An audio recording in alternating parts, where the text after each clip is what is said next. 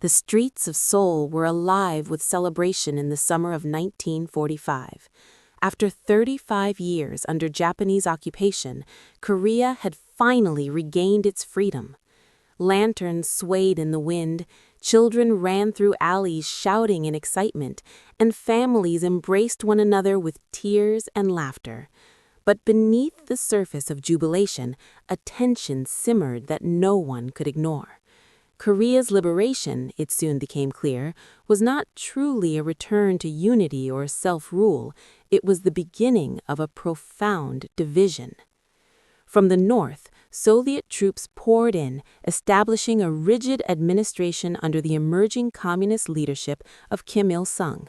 In the south, American forces took control, supporting Syngman Rhee as the face of a nascent democratic Korea. These were no mere bureaucratic changes, they were ideological fault lines being drawn across the peninsula, lines that would split families, neighborhoods, and friends. A single invisible border, the 38th parallel, became the defining line of fate. In a small village near Pyongyang, an elderly farmer named Choi Sang-ho stood in his courtyard, staring across the hills that divided his home. His eldest son had been conscripted into the northern militia, while his youngest had fled south with relatives to escape political persecution. Choi did not know if he would see either of them again. Every morning, he lit incense at the family altar, praying silently for the safety of children whose lives had already been swallowed by the shifting tides of history. The story of Choi would not be unique, it would be repeated across Korea, millions of times as ordinary people tried to navigate the chaos imposed by global superpowers. In Seoul, political meetings took on an air of clandestine danger. Syngman Rhee's advisors whispered in the dark corners of cafes, drawing plans for governance in a country that seemed increasingly unstable. In parallel, northern leaders, emboldened by Soviet support, began consolidating control with ruthless efficiency. Propaganda posters adorned walls, schools, and public squares. One side painted a vision of democratic freedom, the other of workers' utopia, but neither acknowledged the human cost of the division. Ordinary citizens, caught in the middle, found themselves increasingly powerless. The air was thick with suspicion. Neighbors turned on one another, fearing denunciation, imprisonment, or worse. On the streets, young men in uniform marched with precision, practicing drills that seemed absurdly out of place in a country freshly liberated from oppression. Yet their seriousness reflected a grim truth. The calm was temporary. Military advisors whispered of inevitable conflict. Supplies were stockpiled, positions mapped, and soldiers trained for a war whose spark seemed imminent, but whose scale was unimaginable. Every day, newspapers carried headlines warning of ideological clashes, political instability, and the fragile nature of peace. While the celebrations of liberation lingered in memory, the shadow of confrontation began to stretch over the Korean peninsula. In the countryside, villagers exchanged rumors of spies and secret meetings. A young woman named Han Mi-jin watched her older brother disappear one night with a group of men who had been gathering in the town hall.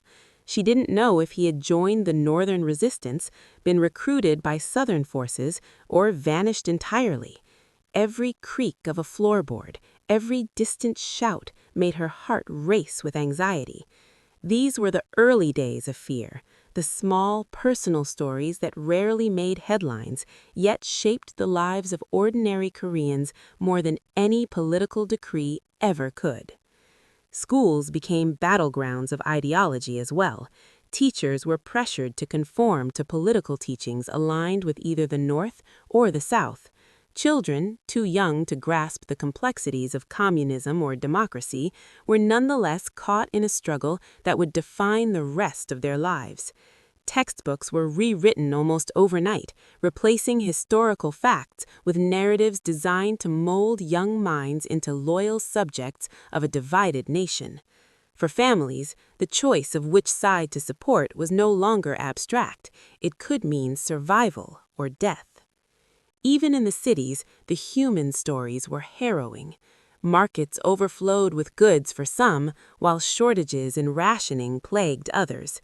Families argued over politics at kitchen tables. Friends became estranged over ideological differences. In one modest Seoul apartment, two brothers, separated by political loyalty, refused to speak for months. One had joined the Southern militia, the other had been swept into the communist youth movement in the North. When letters finally arrived, they were cautious, cryptic, and tinged with fear, for each knew that an honest word could cost a life. In amidst these tensions, the world outside Korea watched cautiously. The United States and the Soviet Union, once allies against a common enemy, now eyed each other across the Korean peninsula with growing distrust. Korea had become a pawn in a larger geopolitical game, a testing ground for ideologies, a proving ground for power. The ordinary people, already battered by decades of foreign occupation, were now at the mercy of decisions made in distant capitals. In quiet moments, soldiers and civilians alike reflected on the fragility of freedom. A former Japanese laborer, recently liberated, now faced a different kind of oppression under the new regimes. Farmers and merchants worried that their lands and businesses could be seized depending on which political faction gained the upper hand. Every day was a test of loyalty, courage, and foresight. No one could predict the direction of the coming storm, only that it would arrive and that it would be merciless. By late 1949, the tension had reached a boiling point. Border skirmishes were reported, military drills increased, and political rhetoric grew sharper with each passing day. In the homes of ordinary citizens, the conversation shifted from dreams of post-war prosperity to plans for survival. Families prepared for the worst, stockpiling food, memorizing escape routes, and saying quiet prayers. The sense of unease was almost tangible, as though the air itself vibrated with the anticipation of a war that would soon engulf the nation. For Choi Sang-ho, Han Mi-jin, and countless others, the coming conflict was more than just a war between armies. It was a war that would touch every aspect of daily life. It would decide where children slept, which farms remained intact, and whose lives would be irrevocably altered.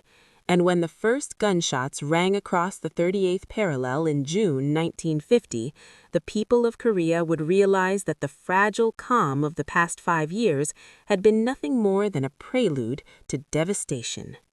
As the sun set over Seoul, casting long shadows across the city's streets, a sense of inevitability hung in the air. The celebrations of liberation felt distant, almost unreal. In the north, northern leaders plotted their next moves. In the south, Ri's government braced for confrontation. And in the homes and alleys of every village and city, ordinary Koreans clung to hope, fear, and courage in equal measure. Unaware that their lives were about to be swept into the greatest storm the peninsula had ever known. The stage was set, the actors were ready. The forgotten war that would shape nations and lives in silence was about to begin. June 25, 1950, began like any other day in Seoul. Vendors called out the morning's prices, children ran to school, and soldiers checked their rifles, thinking the uneasy calm of the past 5 years might hold. But by noon, that calm shattered. The first rumble of artillery echoed across the horizon, followed by the thunder of tanks rolling over the 38th parallel.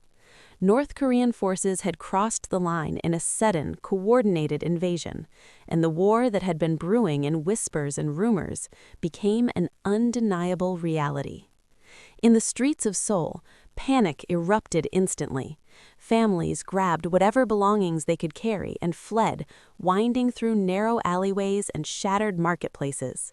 Smoke rose from the first bombed buildings, blackening the sky as the sounds of gunfire pierced the chaos. Civilians stumbled over debris, carrying children on their backs or clutching the elderly, desperate to escape the advancing northern forces. Chaos was everywhere. markets abandoned, homes looted, and terrified citizens hiding in basements and under staircases. South Korean soldiers scrambled to defend their capital, but the attack was overwhelming. The North Korean army, trained, well-equipped, and confident, advanced like a tidal wave. Many soldiers had never fired a gun in real combat. Fear and confusion were written on their faces. In a small defensive outpost on the outskirts of Seoul, Lieutenant Park Jin-ho tried to rally his men.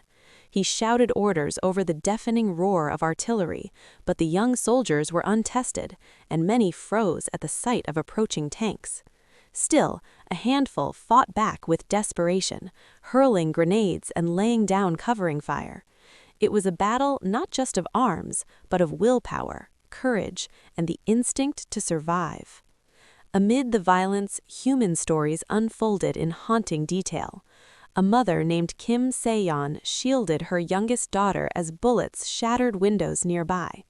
Her husband had been conscripted into the Southern Army weeks earlier, leaving her alone to navigate the streets under siege. Each corner presented danger, yet she pressed forward, stepping over bodies and debris, her eyes fixed on the hope of safety. Across the city, a teenage boy named Lee Min-ho carried water and medicine to the wounded, defying orders to flee. He witnessed neighbors killed in seconds, soldiers falling in the streets, yet somehow managed to help save dozens. The international dimension of the conflict quickly became clear. News of the invasion reached Washington, D.C. within hours. President Harry S. Truman, recognizing the threat of communist expansion on the Korean peninsula, authorized military intervention through the United Nations. Troops from the United States, along with soldiers from the United Kingdom, Australia, and other allied nations, were dispatched to support South Korea. The war that had begun as a regional struggle had transformed into a global confrontation. On the front lines, battles unfolded with a raw intensity that defied imagination. At the Pusan perimeter in the southeastern corner of Korea, South Korean and Allied forces dug in against relentless northern attacks. Soldiers endured scorching summer days, constant artillery bombardment, and waves of infantry rushing their lines. Medical units worked tirelessly, often in makeshift tents, treating wounds that ranged from shrapnel injuries to severe burns. Every day was a fight for survival, and every night brought the terror of infiltration or surprise attacks.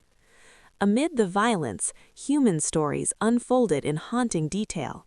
A mother named Kim Se-yeon shielded her youngest daughter as bullets shattered windows nearby.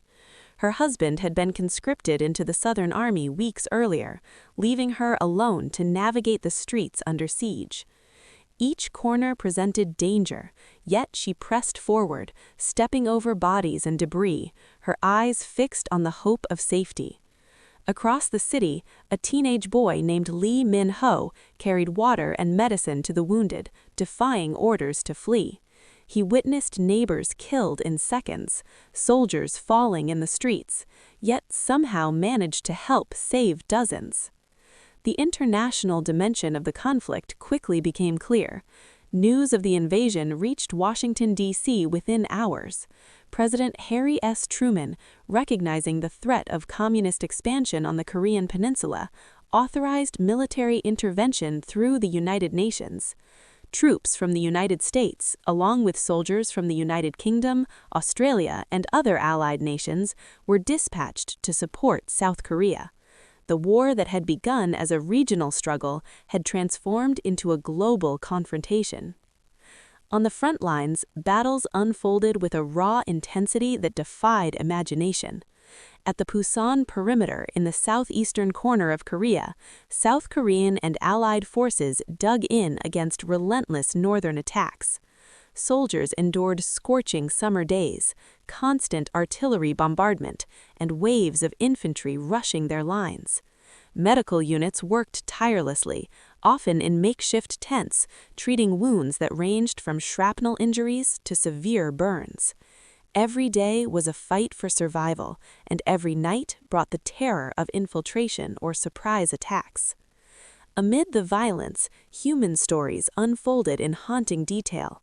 A mother named Kim Se-yeon shielded her youngest daughter as bullets shattered windows nearby. Her husband had been conscripted into the Southern Army weeks earlier, leaving her alone to navigate the streets under siege. Each corner presented danger, yet she pressed forward, stepping over bodies and debris, her eyes fixed on the hope of safety. Across the city, a teenage boy named Lee Min-ho carried water and medicine to the wounded, defying orders to flee. He witnessed neighbors killed in seconds, soldiers falling in the streets, yet somehow managed to help save dozens. The international dimension of the conflict quickly became clear. News of the invasion reached Washington, D.C. within hours. President Harry S. Truman, recognizing the threat of communist expansion on the Korean peninsula, authorized military intervention through the United Nations. Troops from the United States, along with soldiers from the United Kingdom, Australia, and other allied nations, were dispatched to support South Korea. The war that had begun as a regional struggle had transformed into a global confrontation. On the front lines, battles unfolded with a raw intensity that defied imagination. At the Pusan perimeter in the southeastern corner of Korea, South Korean and Allied forces dug in against relentless northern attacks. Soldiers endured scorching summer days, constant artillery bombardment, and waves of infantry rushing their lines. Medical units worked tirelessly, often in makeshift tents, treating wounds that ranged from shrapnel injuries to severe burns. Every day was a fight for survival, and every night brought the terror of infiltration or surprise attacks. Amid the violence, human stories unfolded in haunting detail. A mother named Kim Se-yeon shielded her youngest daughter as bullets shattered windows nearby. Her husband had been conscripted into the Southern Army weeks earlier, leaving her alone to navigate the streets under siege. Each corner presented danger, yet she pressed forward, stepping over bodies and debris, her eyes fixed on the hope of safety. Across the city, a teenage boy named Lee Min-ho carried water and medicine to the wounded, defying orders to flee. He witnessed neighbors killed in seconds, soldiers falling in the streets, yet somehow managed to help save dozens. The international dimension of the conflict quickly became clear. News of the invasion reached Washington, D.C. within hours. President Harry S. Truman, recognizing the threat of communist expansion on the Korean peninsula, authorized military intervention through the United Nations. Troops from the United States, along with soldiers from the United Kingdom, Australia, and other allied nations, were dispatched to support South Korea. The war that had begun as a regional struggle had transformed into a global confrontation. On the front lines, battles unfolded with a raw intensity that defied imagination. At the Pusan perimeter in the southeastern corner of Korea, South Korean and Allied forces dug in against relentless northern attacks. Soldiers endured scorching summer days, constant artillery bombardment, and waves of infantry rushing their lines. Medical units worked tirelessly, often in makeshift tents, treating wounds that ranged from shrapnel injuries to severe burns. Every day was a fight for survival, and every night brought the terror of infiltration or surprise attacks. Amid the violence, human stories unfolded in haunting detail. A mother named Kim Se-yeon shielded her youngest daughter as bullets shattered windows nearby. Her husband had been conscripted into the Southern Army weeks earlier, leaving her alone to navigate the streets under siege. Each corner presented danger, yet she pressed forward, stepping over bodies and debris, her eyes fixed on the hope of safety. Across the city, a teenage boy named Lee Min-ho carried water and medicine to the wounded, defying orders to flee. He witnessed neighbors killed in seconds, soldiers falling in the streets, yet somehow managed to. By early 1951, the Korean War had settled into a brutal stalemate. The front lines barely moved, frozen along a jagged stretch near the 38th parallel. Soldiers dug into trenches and bunkers, staring across barren no-man's lands, scarred by shell craters and twisted metal. Snow fell in heavy drifts during winter, blanketing the battlefield in white, but the cold did little to lessen the bloodshed. The war had become a test of endurance, patience, and human willpower as both sides struggled to gain even the smallest advantage. For Private Kim Dong-soo, a 19-year-old conscript from a small southern village, life in the trenches was a nightmare of mud, frozen fingers, and the constant stench of smoke and death. Nights were the worst. Each whistle of wind through barbed wire sounded like a ghostly scream, and the distant thunder of artillery kept him awake for hours. He clutched a tattered photograph of his family, pressing it to his chest as if it could shield him from the horrors surrounding him.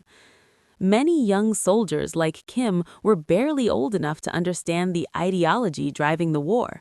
For them, survival became the only goal. In the mountains of central Korea, northern and southern units engaged in skirmishes that were often invisible to the outside world. Small squads of men would climb icy ridges, exchanging gunfire in near silence, only to vanish into forests before reinforcements could arrive. Civilians were trapped between these unseen battles, sometimes taken hostage, sometimes forced to serve as guides or laborers. Among them was Han Mi-jin, a young mother who had fled Seoul months earlier. She now moved from village to village with her children, surviving on wild roots and the occasional stolen food, always fearful of soldiers, spies, or the merciless cold. The war's human cost extended far beyond the battlefield. Refugee camps swelled with families who had lost everything. Makeshift shelters made of wood, cloth, and tarpaulin were crowded, filthy, and unsafe. Disease spread quickly, and rations were often insufficient. Children played among debris and bodies, their laughter a fragile defiance against despair. Doctors worked tirelessly, improvising treatments for wounds and illnesses they had no proper equipment to address. Each day, the camps became living memorials to the civilian suffering caused by a war the world largely ignored. Meanwhile, political maneuvering continued behind the scenes. Diplomats and spies moved in shadows, attempting to broker ceasefires or gather intelligence. Journalists risked their lives to report stories that might never reach the outside world. These hidden battles of information, persuasion, and secrecy were just as critical as the artillery exchanges on the front. A single intercepted letter or a defecting soldier could shift strategies and change lives instantly. Amid the misery, extraordinary acts of courage emerged. A young soldier named Lee Min-ho, now seasoned by months on the front, led a rescue mission to save wounded comrades stranded behind enemy lines. Scaling cliffs and dodging sniper fire, he carried men too injured to walk, returning them to safety again and again. Far from the grand theaters of war, these small stories of heroism became the invisible threads holding the human spirit together. Civilians, too, displayed courage. Han Mi-jin smuggled a neighbor's child past armed checkpoints, risking execution for the faint hope of safety. But the war also bred cruelty and despair. Propaganda, torture, and executions were common on both sides.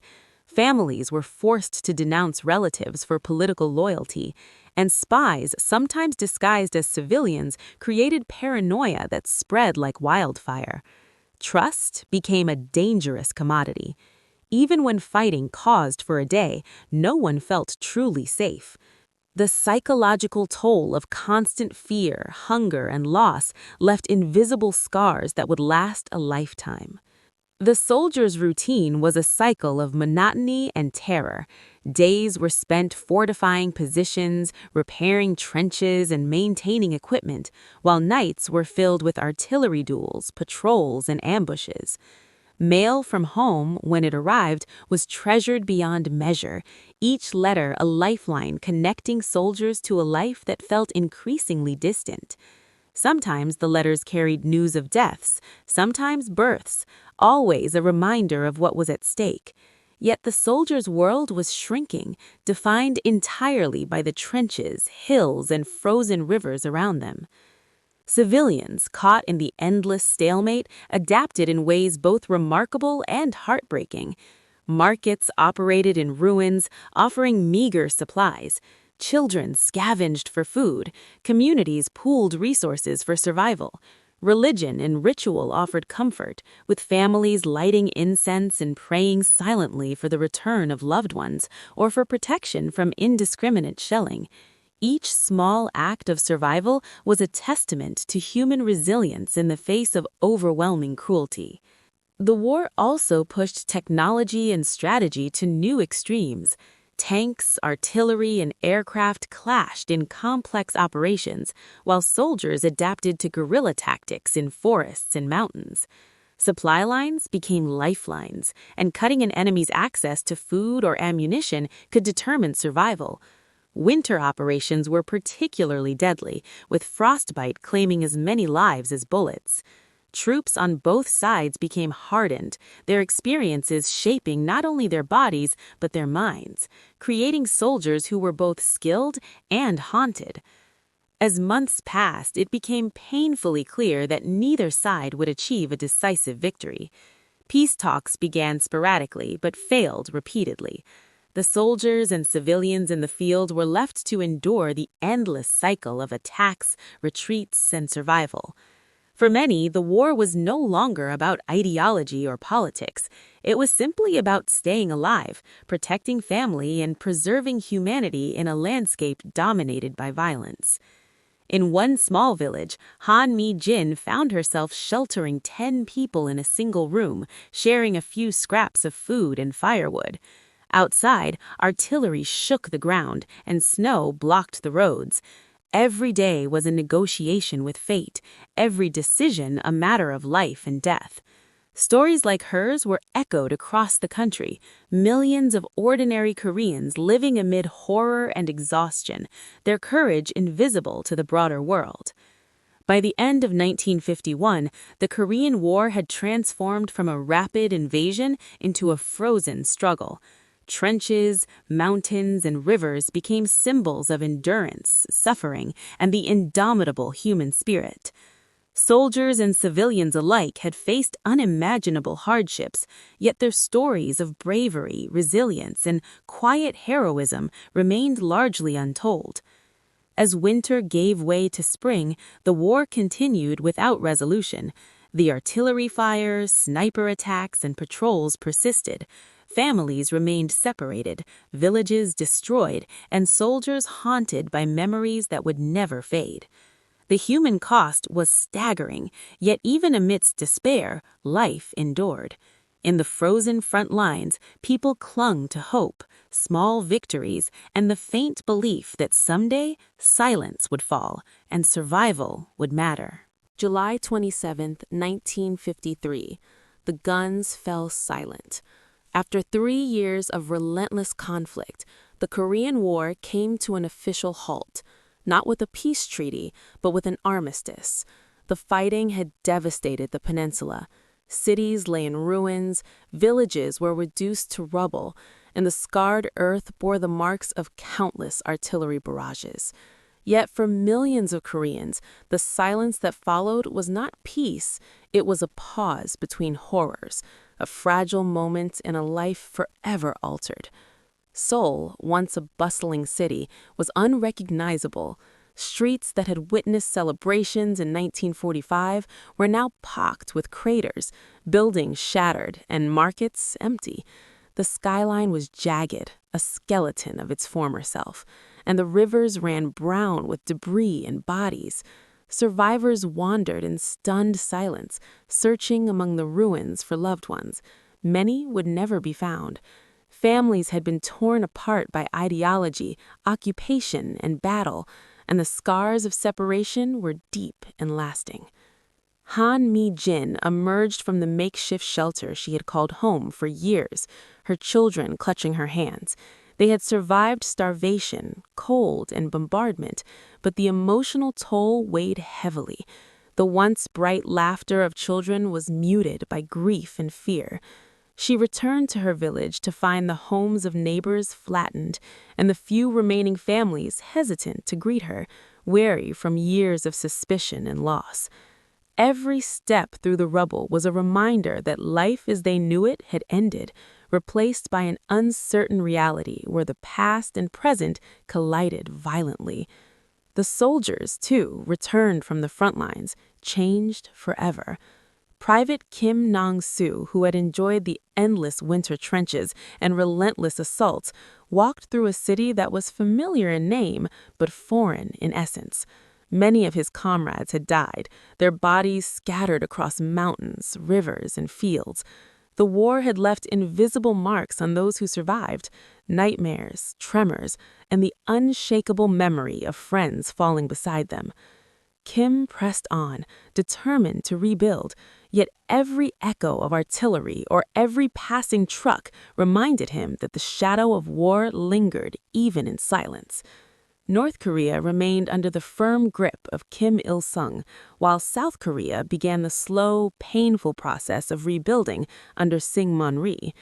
The peninsula remained divided along the same 38th parallel that had once symbolized hope but now marked the deepest scar of conflict.